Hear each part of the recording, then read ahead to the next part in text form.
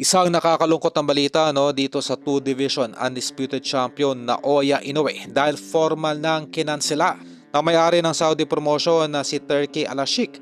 Ang natitira pang 2 fights nitong si Naoya Inoue sa loob ng Saudi Arabia.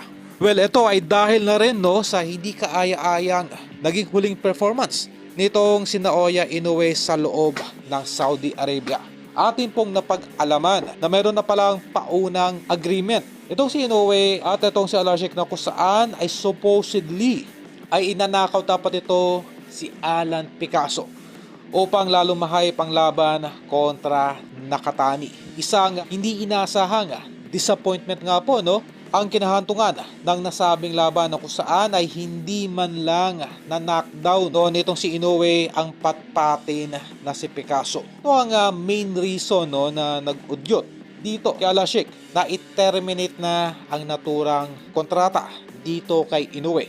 Marahil ay ito na rin yung naging defense mechanism ng tumatayong manager nitong si Naoya Inoue na si Ohashi. Kung maalala, kamakailan lamang nagpatawag ng press conference na kung saan ay lataran nitong inihayag na hindi na nito palalabasin pa ng bansa ang alaga nitong si Inoue. Marahil ito yung defense mechanism nitong si Ohashi upang hindi mapahiya dahil aware na ito ay formal na ring ite-terminate nitong si Al-Sheikh ang upcoming fights ni Naoya Inoue sa labas ng Japan, partikular sa Saudi Arabia.